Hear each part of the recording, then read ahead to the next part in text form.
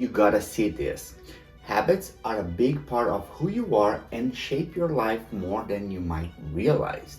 They're the building blocks of your daily routine, the invisible forces that guide your actions and decisions. From the way you make your morning coffee to the routes you take to work, habits are the invisible architects of your existence. But how do these habits form, and how can you break free from the ones that no longer serve you? Today, I will share with you which is perhaps the most powerful tool for you to be able to create and stick to positive habits. I'm pretty sure it will have a huge impact on your future. Buckle up, it's showtime. Welcome to Nitzero Club, the place where impactful people come to get inspired.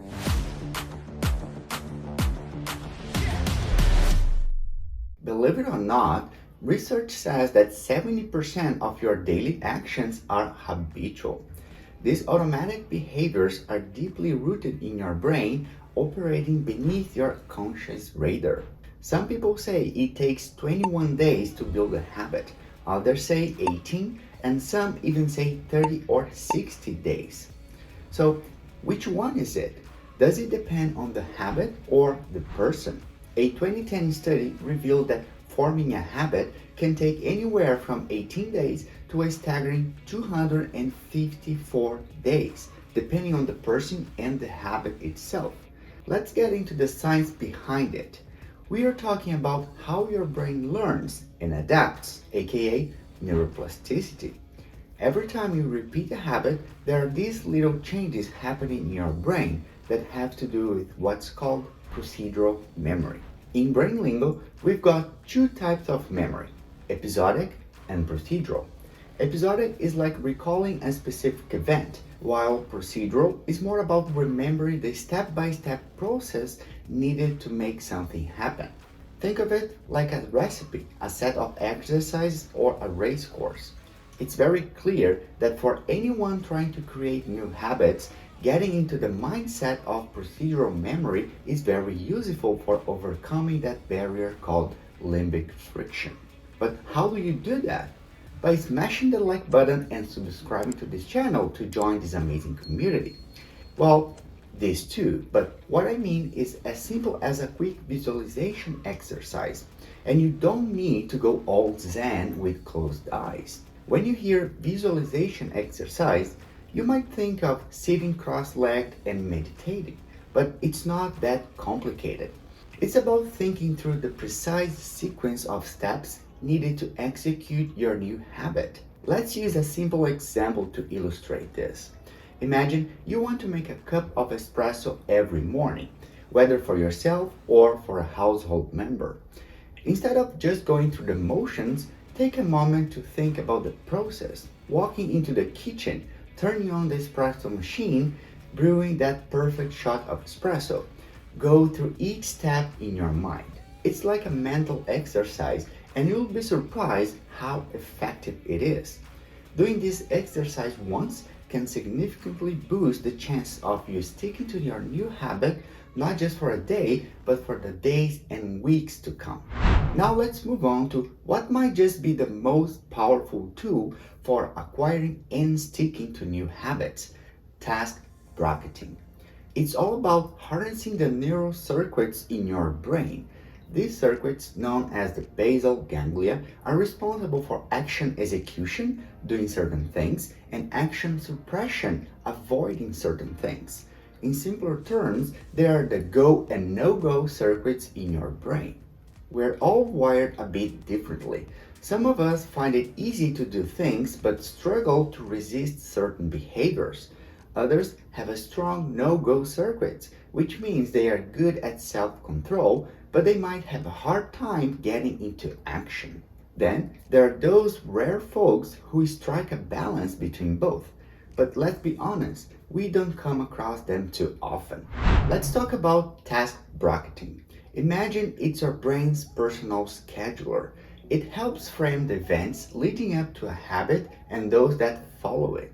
It's like the red carpet for your habits, but not the actual habit itself. It decides whether a habit is context dependent or not. It determines if you'll stick to it, Even on a rough day when you have barely slept, your mind is all over the place and you are not in the mood.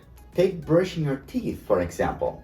Most of us, unless we are really down in the dumps, will still manage to brush our teeth even on our worst days. But what about those habits that are not deemed essential?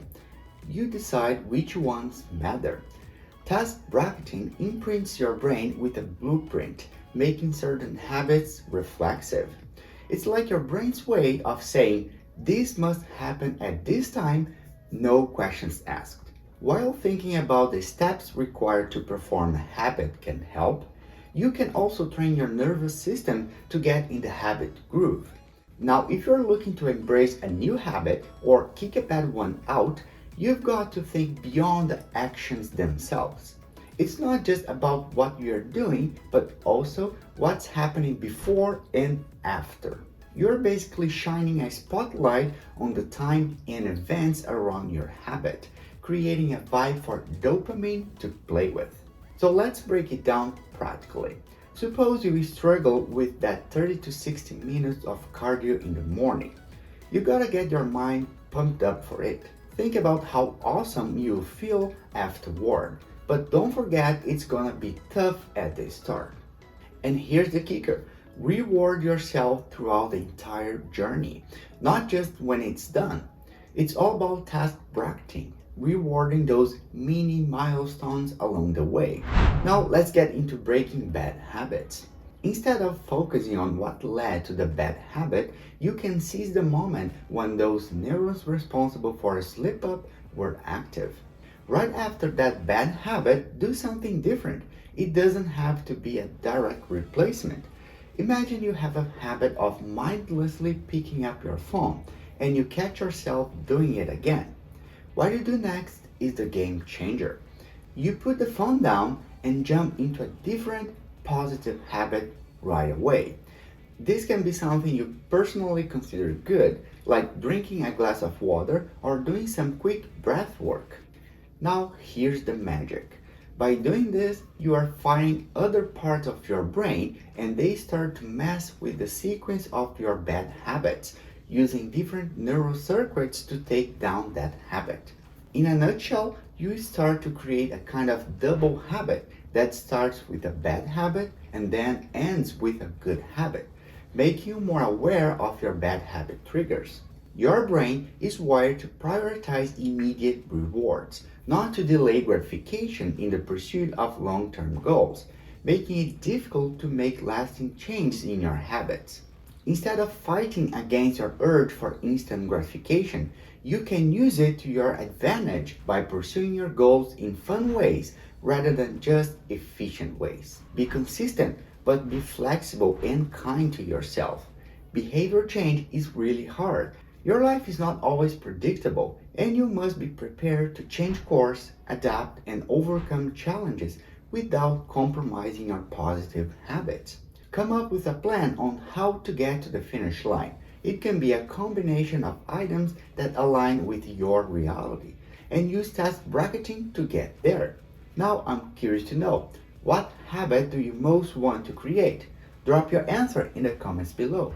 If you like this one, share this video with someone so they can also be part of this amazing community.